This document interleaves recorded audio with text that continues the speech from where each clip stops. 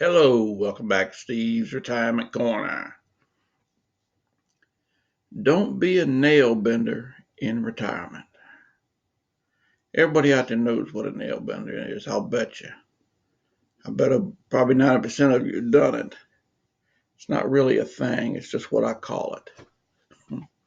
But if you have a storm coming up and blows over a piece of your uh, privacy fence, or a tree limb falls down and crushes your little dog house or whatever, and it busts that wood up and it has a tendency to twist nails and bend them and everything. Well, what I call a nail bender is a person that pulls them old nails out and rebends it out straight and reuses it. See, the old man was a professional nail bender. I was his apprentice. I can't tell you how many times I pulled up over there over the years, and he'd be searching through a box of old nails, trying to find enough to straight ones or enough that weren't bent too bad. He could do what he was wanting to do with them. It was aggravating. I tell you, it was aggravating. Knowing he didn't have to, you know. He wasn't, him and mom weren't going to go hungry if he went out and bought him a $5 box of nails or a $10 box of nails once every year or two, you know. But it was his way. I didn't say much to him about it because I knew he weren't going to change, you know. But he thought he was saving a dollar. There's only so many times you can reuse a nail. After about 6 or 7 times, that metal gets weak and it doesn't do the job it's supposed to do, or it just breaks on you. You know, I got so aggravated one time. I was over there with him. I don't know, 4 or 5 hours. We was trying to do something, and next time I saw the boy, I told him, if I ever get that way, I want you to punch me right square in the nose. So if I ever show up with a broken nose, you know what happened. Now I say that, and I got a bucket full of them old nails out in the shed out there. But whole purpose of that ridiculous story was there is a difference between being thrifty and cheap. They both got good qualities you can learn, teach you through life, you know, doing without, making do with what you got, you know, how to adapt, stuff like that. It's good stuff to know. But if you don't watch it, cheap can be a detriment to you, you know. It's not always best to go with the cheap route, you know. Sometimes it's better to buy that $10 box of nails than it is to uh, have to repair something, every 6 months or something because you used old cheap nail or piece of rotted wood or whatever. You know, in the long run, it's better for you. But I mean, it would be different if they were going to be destitute if you had to buy a box of nails, you know. But I knew that they weren't going to be. Last few years, he had me going with him to his financial review because he said it was getting harder for him to comprehend everything. He was slower on the uptake, you know.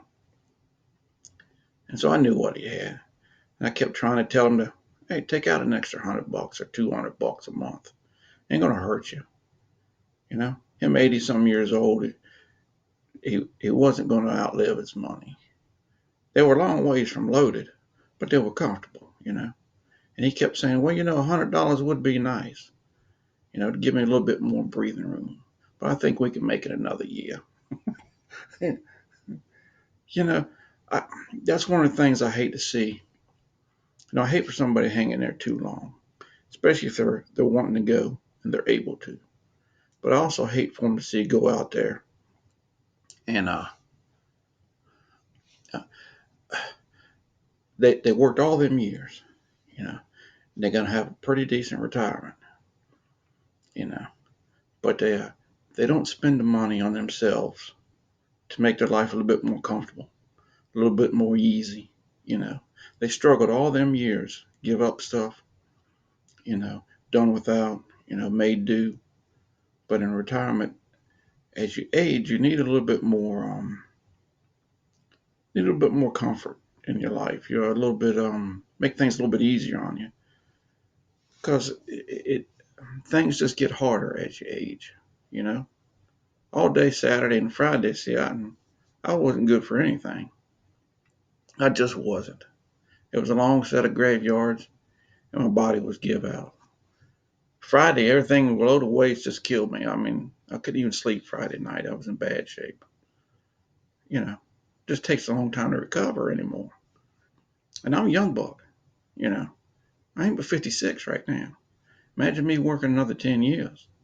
They'd be wheeling me out of there on my last day in a wheelchair.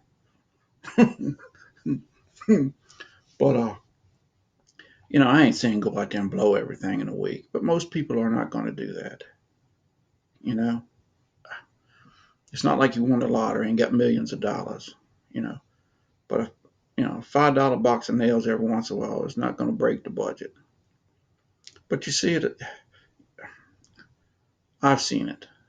Some of the people I know that are retired, you know, they make do and make do and make do, and they don't have to, and it makes their life a little bit more harder. And and that's the way a lot of people are. They are, and I understand the spending in retirement is different than the saving in in your working life. It's nice to see that money go up, but when it starts dropping, it shakes up anybody. I mean, that's something we're gonna have to deal with. And I've been talking to the wife past few years about it. What's she gonna do when I go? She says, I'll cross that bridge when I get there.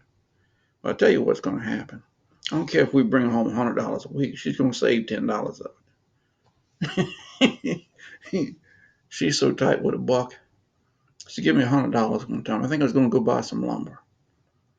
The time I yanked it out of her hand, old Ben looked like he was anorexic or something. He could have used a hamburger, I can tell you that. He had to wipe the sweat off his brow. And it sounded like, when you rip a Band-Aid off, some people make that face, you know. That's what happened to her. Looked like it hurt her a little bit. But I don't know. I, if there's a need for it, I totally understand, you know. But and it's not like you're going to go out there and spend that little $5 or $10 here and there every day or so, you know. I don't know. That's me talking. I'm still employed, and still got a couple months before I retire. You get with me afterwards, and I'll be the same way. That box of nails I got out in the shed, probably I'll be out there spending my first week or two trying to straighten them all out. Well, that's about it. Y'all be good. Think on what I said. Just try to keep it in the back of your mind. We'll talk with y'all later.